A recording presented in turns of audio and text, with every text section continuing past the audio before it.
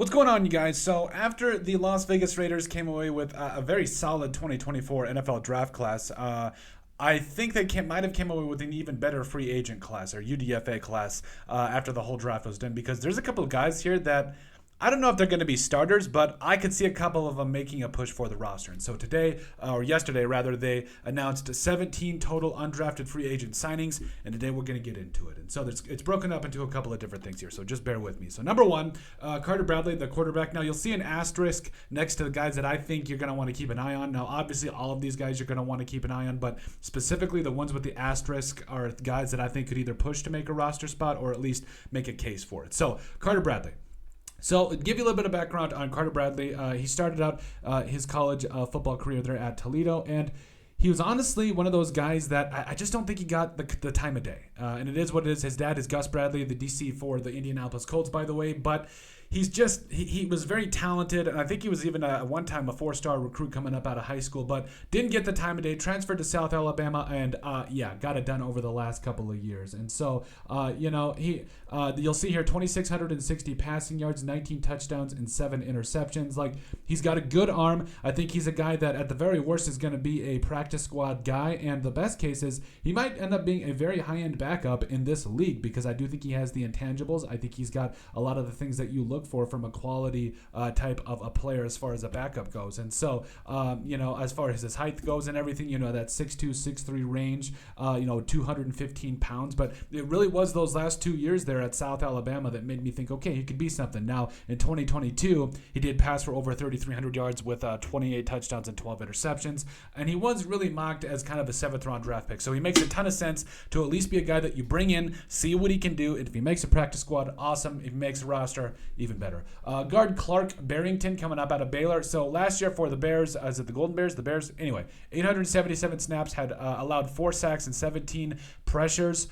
Not great. So understandably, like if you watch him on tape, he struggles a little bit with his punch on the inside, and I do question his anchor a little bit, but I think he can get after it in terms of the running game. It's just my questions about him as a pass blocker because overall, anytime you give up 17 pressures in a season and 4 sacks, not great when you're going to go to the NFL. But could he sit behind guys like Andre James for a year and maybe learn a thing or two and be at least a utility backup offensive lineman? Absolutely, but I think it is going to take him a little bit to really get things rolling.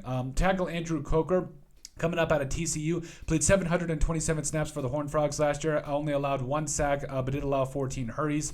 He's a guy that he's got really good length, but again, I do question his long-term ability to stay on the roster, and maybe he's just going to be a swing backup tackle guy. I like his length, like I said. He's got a pretty good anchor, and he's not usually susceptible to speed rushers, but I've noticed with him, one problem can be his inability to kind of recover from counters or pass rushers that have strong counter moves.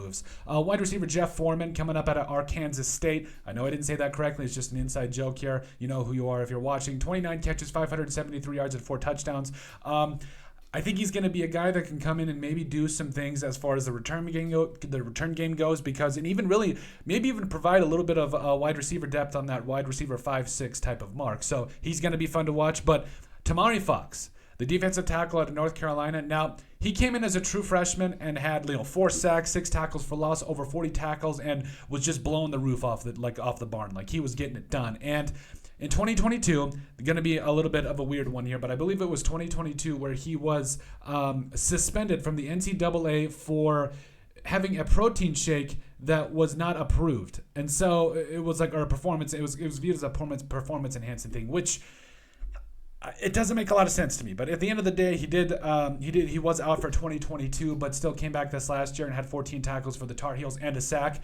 I think with his raw production and with his raw ability, I think he could be a guy that comes in and maybe potentially does make a push for the roster, because at the end of the day, people make mistakes and weird things happen all the time, but it's a new change of scenery. It's a new opportunity for him, and who knows? Maybe he could come into camp, make some noise in the preseason, and find a way to carve out a role with this team. It's definitely a possibility. He showed a lot of promise as a true freshman. The talent doesn't just go away. It's there. How can you get the most of it, and what can a new clean slate do for him? Defensive end TJ Franklin out of Baylor. So he's a guy that I think he's a hard and hustle guy. 31 tackles, 9 tackles for loss, 3.5 sacks for Baylor. And obviously joining with teammate Clark Barrington. I think he's going to be a guy that he's going to develop and be a guy that potentially could carve out a role as a reserve type guy, maybe even more of a practice squad. But I think I like his ability to bend and get around the corner. I do question some of his size as far as in the run game. DeMarcus Governor, the corner, and from what I found, they actually call him Woo Governor, coming up out of Northern Iowa. So 62 tackles last year, 3 passes defensed. He's going to be somebody that, at the very least, is on special teams and is going to be a name to watch for sure. Defensive end Amari Gaynor coming up out of North Carolina, once again joining teammate Tamari Fox here. But Gaynor to me is, again, he reminds me a lot of Franklin. He's good and around the edge, but again, I do have questions about against the run and with some counter moves. They both need to really develop more of a plan and more moves to add to their repertoire. Wide receiver, Lyda Griffin, not even close. I know. I think it's Lyda. Oh well. Anyway, out of Mississippi State, 50 catches, 658 yards, and 4 touchdowns. So the thing with him is he reminds me a lot of Greg Jennings, the former Packers and Vikings wide receiver from a little bit ago. I think he's a tremendous possession receiver. I do have my questions as far as the big playability, but I think that he can be a guy that is great in route running, does find a way to get open, and could be a reliable target for you down the road. Guard Jake Johanning from Furman, a little bit of a smaller school guy here still, but in the D1. But yes, he's an all-conference All-American. We see guys like this every year. They're all-conference, student athletes. They're on the honor roll. They're leaders and captains for a couple of years. My big question with Johanning is his size is going to get him in trouble because he's not that big. 6'2", 6'3", 290. And there's times where he gets pushed around like a ragdoll with smaller competition. So I do question his ability to come in right away and blow the hinges off the door, but we'll have to see how things go. At the very worst, he's a camp body that will help guys like Tamari Fox and company get after it. Wide receiver Ramel Keaton. I am so excited for this guy because the more you watch him at Tennessee, the more you just love his big playability. I think he's going to be, with his sheer size, he's like 6'3", 6'4", $195. Like, he is fantastic. I think he could be a guy that is that not only that vertical, but that jump ball guy that you really look for in this offense because, yes, this entire offense with Trey Tucker, Devontae Adams, the tight ends, both with Michael Mayer as well as Brock Bowers. And then, yes, you cannot forget about Jacoby Myers, but there's really no guy that I look at as far as being a jump ball guy other than Devontae Adams. And I think that Keaton could be that guy that comes in and maybe gets 3 to 5 targets a game, but he's going to be a name to watch, absolutely. Center Will Putnam coming up out of Clemson, 959 snaps last year, as well as allowing a sack and a hurry. Pretty solid. Again, he's one of those smaller center type guys, that 6'2", 6'3", 300-pound type of a guy. He's great in the run game. He's pretty solid in pass protection. I do question his ability to come in and hold up against bigger, stout defensive linemen because that was something I had seen at Clemson was he doesn't get pushed around, but he's got to show a better anchor. He's got to show better hand placement, but he's very good at leverage. Him being a smaller center, he's learned right away how to be very good at leverage. It's just a matter of how is it going to be when he's going up against these 340, 350-pound men in the NFL? That's going to be something that I watch out for. So then safety Phelan Sanford, 40 tackles and 2 passes defense last year for Nebraska.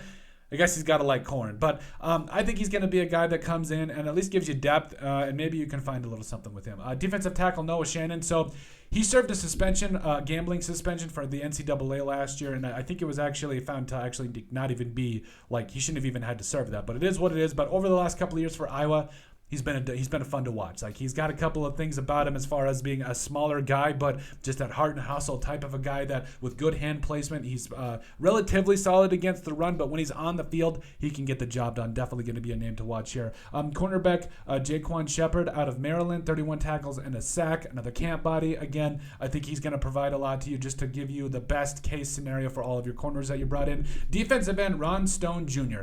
If that name rings a bell, it's because his dad played for the Raiders a little bit ago, as well as the Indianapolis Colts and one other team that I'm blanking off the top of my head. But 59 tackles, 11 tackles for loss, and 5 sacks for Washington State last year. I think he's going to be a lot of fun because you get these guys in that are just full heart and hustle guys that just get after it every single day. And is he going to be able to hold up in the run game? That's my biggest question for him because he plays like his hair is on fire when it comes to the passing game, but he's not that big, 6'2", 6'3", 245, a little on the light side for a defensive end. How is he going to be able to hold up against those bigger tackles when he's playing defensive end in the NFL? That's going to be the big question. And then finally, cornerback Rashad Williams out of Texas Tech, 19 tackles and 6 passes defense. Going to be a couple things to watch out for him as, again, another camp body and somebody that you're going to want to at least just see how he fits along on the depth chart. But overall, well, I think you've got at least 4, maybe even a handful of guys that could come in right away, and if not push for roster spots, push the veterans, because I'm really excited about guys like Bradley. I think Fox is going to be somebody to watch. Keaton, Putnam, and Stone. Those are really my 5 guys that I'm like, hey, we might be able to make something happen here. So, but at the end of the day, let us know what you guys think about the Raiders and their signing of 17 undrafted free agents. Make sure you guys like, comment, and subscribe down below, and we'll see you on the next video.